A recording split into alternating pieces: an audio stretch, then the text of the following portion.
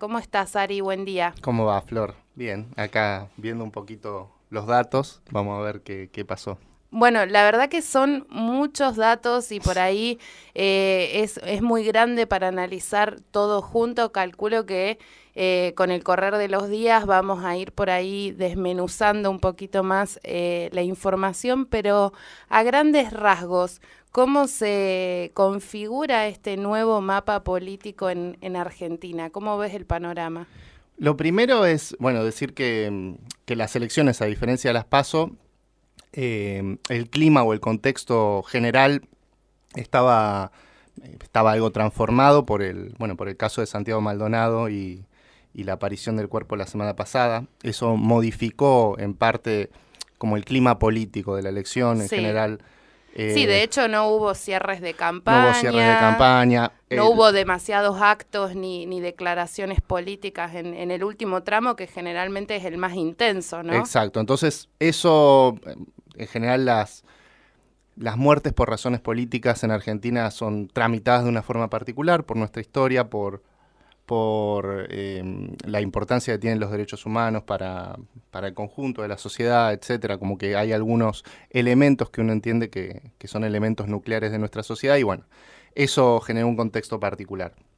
Eh, Dicho esto, digamos, en términos generales, las elecciones se desarrollaron con normalidad. Hubo un 2% más de participación que las PASO, un poquito más de participación. Eso es Eh, bueno. sí, eso es bueno. Los datos se cargaron de forma más ágil y sin problemas. De hecho, provincia de Buenos Aires se cargó hasta el 99%. ¿Te acordás que la vez pasada, bueno, hubieron estos inconvenientes que se había cargado hasta el 96%? Y el primer dato que uno saca claro de la elección es la consolidación de Cambiemos como fuerza nacional, como primera minoría, porque no es mayoría, pero una primera minoría muy sólida. Y de hecho, si uno mira para atrás, desde la vuelta a democracia, es una de las elecciones de medio término más importante de una fuerza de gobierno. O sea, Ujú. están más o menos en los niveles de la primera elección del menemismo, de la primera elección del alfonsinismo. La primera elección de Néstor Kirchner fue más alta, esa sí fue un poco más alta. Entonces está en niveles bastante altos. Eso es como una señal nueva, algo que era un frente que pasa a ser una fuerza política a nivel nacional sólida, digamos, que capaz de construir alianzas. Y bueno, el dato como resumen es que ganó en 13 provincias, contando Sí. la capital federal. Después tenemos, por otro lado, al peronismo clásico sin contar al Frente para la Victoria, que yo creo que ya hay que contarlo medio como una fuerza nueva. Que amerita otro análisis. Claro, o al Frente Ciudadano, amerita otro análisis. Que el peronismo clásico ganó en 7 provincias, digamos, todavía, si bien tuvo reveses importantes en algunos bastiones clásicos, como La Rioja, por ejemplo. Eso es una cosa que a mí me asombra, la verdad, lo que sucedió. Hay algunas elecciones que se revirtieron de forma bastante llamativa. San Bueno, Luis. San Luis y La Pampa, ¿no? Las dos que se revirtieron en Sí. detrimento de Cambiemos y las que se revirtieron a favor son Salta, Chaco, Santa Fe y La Rioja. Lo de Santa Fe era esperable, quizás no la diferencia, porque además de Fue muy revertirse, amplio, fue ¿no? muy amplia Entre, la diferencia. entre Albor Cantar y Rossi, Rossi. sí, fue muy amplia, o sea, uno podía esperar que se revierta, era lo lógico, pero no por tanta diferencia. Eh, entonces ganó en eso, ganó en algunos bastiones como Chaco, es muy raro que haya ganado en Chaco Cambiemos, bueno, en Salta, y bueno, y el peronismo le quedan estas 7 provincias y después al Frente Unidad Ciudadana ganó en Río Negro y en Tierra del Fuego por muy poquito. Sí, 240 votos. 240 votos, sí. Nada. Otro resultado antiintuitivo. Uno esperaba, digamos, que Stefani gane por 2 o 3 puntos, la Ujú. verdad, porque es el voto de Ciurano que se Sí, tal bajó su cual. candidatura. Uno esperaba que se traslade a Stefani, que pasó de hecho, pero Martín Pérez logró captar votos, sobre todo de los partidos sindicales, entonces logró con eso, Se equipararon. claro, se equipararon. Eh, Y después están dos provincias que son, bueno, Santiago del Estero y Misiones, que, bueno, la fuerza Santiago del Estero, el zamorismo, que es un radicalismo no radical, como una cosa medio rara. Extraña. Sí, y Misiones, que sería más Frente Renovador. Ese es como el mapa general. Que, bueno, deja un escenario medio complejo, sobre todo para las oposiciones, ¿no? Es difícil. Desde la Sí. cuestión política también, quizás cuestiones para replantear en la oposición, ¿no? Porque ahora cómo va a estar conformado el Congreso, Sí. las discusiones que se vienen, porque se hablaba también de que con esta nueva elección donde se consolida Cambiemos, de alguna manera tienen como vía libre para realizar las reformas que quieran realizar y llevar adelante las discusiones que quieran instalar, ¿no?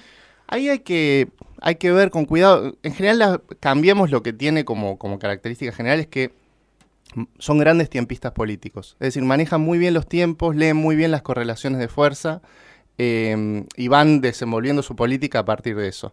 En términos numéricos, lo que va a pasar tanto en el Senado como en el Congreso es que no va a tener ni quórum ni mayoría. Va a ser la primera minoría en el Congreso, va a tener 108 diputados más o menos. Y en el caso del Senado va a ser la segunda minoría. Ni siquiera va a ser la primera minoría. La primera minoría va a ser el peronismo. Entonces, en los dos casos, digamos, tiene escenarios de negociación con otras fuerzas Sí. para plantear, para poder votar sus leyes. En esa lógica, mi intuición es que no va a llevar adelante reformas drásticas, digamos, sino que va a ser procesos graduales, sí por ahí algún tipo de reformas que tienen más aceptación, como por ejemplo puede llegar a ser el tema de la coparticipación. Ujú. Eso sí puede ser. La reforma laboral no va a ser a la brasilera, no me parece que pueda llevarse adelante un tipo de reforma tan radical porque por mucha resistencia social.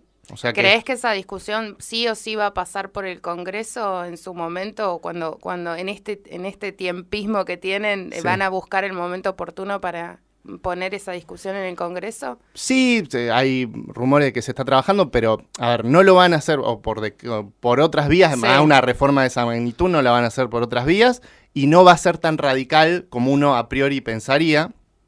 Sí tienen ciertas líneas trabajan por las líneas de debilidad, por donde podría ser más fácil avanzar, por ahí la reforma fiscal, etcétera. La reforma laboral no creo que sea tan drástica como la reforma brasilera, que la hace un presidente que con muy poca legitimidad y que no tiene ninguna perspectiva de futuro. Cambiemos tiene una perspectiva de mediano y largo plazo, muy clara. A eso Sí. apuntaba mi próxima pregunta. ¿Cuál es el peso específico que tienen estas elecciones con miras al 2019? Porque ayer escuchaba distintos comentarios que decían, bueno, si a Cambiemos le va bien en esta elección y pinta el mapa argentino de punta a punta de amarillo, Macri ya es ficha puesta para su reelección en 2019.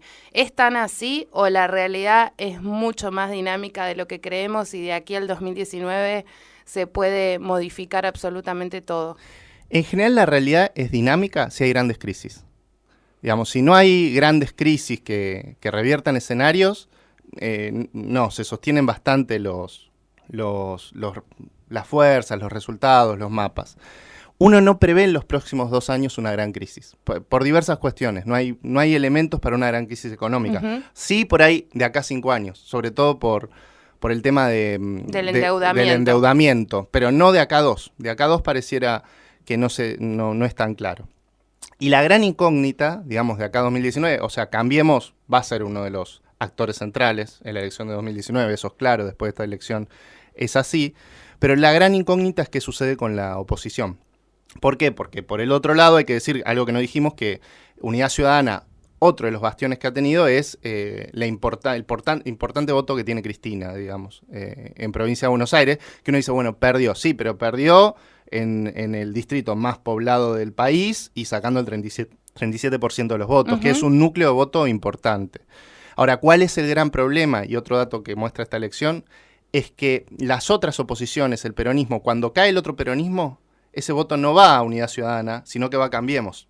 Es lo que pasó en Santa Fe, es lo que pasó en distintos lugares. El Frente Renovador retrocede, ¿a dónde va el voto ese? El 66% de ese voto va a Cambiemos, el 33% por ahí va a Unidad Ciudadana.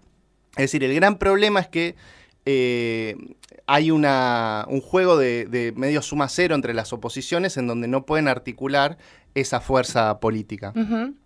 Y esa es la incógnita, ¿no? ¿Qué va a suceder entre los peronismos? Digamos, porque hay gobernadores peronistas, muchos fueron derrotados, pero hay algunos que ganaron. Ponele, ¿qué va a suceder con Mansur en Tucumán? ¿Qué va a suceder con Gioja? ¿Qué va a suceder con los Rodríguez A? Con Bertone. ¿Qué va a suceder con Bertone? Es más claro, me parece. Bertone está más en la línea Urtubey, digamos que han tenido un acercamiento más importante hacia el gobierno. Yo no sé muy bien qué va a hacer Urtubey, es muy raro lo que sucedió en Salta, digamos, porque se revirtió una elección que había una diferencia importante y salió tempranamente a decir que ganó el gobierno de Cambiemos. Entonces la incógnita es si no va a haber un peronismo que vaya con Cambiemos en 2019. Esa sería, en ese peronismo, por ahí pondría a Urtubey, a Bertone, etcétera. Todo puede suceder. Sí, pero hay cosas más probables y cosas menos. Eso es más, tiene algún grado de probabilidad. Hay otras, no me imagino a Rodríguez A yendo con Cambiemos, por ejemplo. No, sería algo muy raro. Después, digamos, ese sería como el escenario general. ¿Qué sucede con las oposiciones? Es como la gran incógnita. Ari, y en provincia de Buenos Aires, si vemos los resultados o recordamos, digamos, lo que pasó en agosto y este voto a voto que se vivía así como parecía no sé, un capítulo de una serie de Netflix, ¿viste? Donde parecía que estábamos todos ahí pendientes a ver si subía medio puntito y... ¿Qué pasó desde, digamos, de ese voto a voto de agosto a ayer, donde hubo una diferencia importante entre Bullrich y Cristina?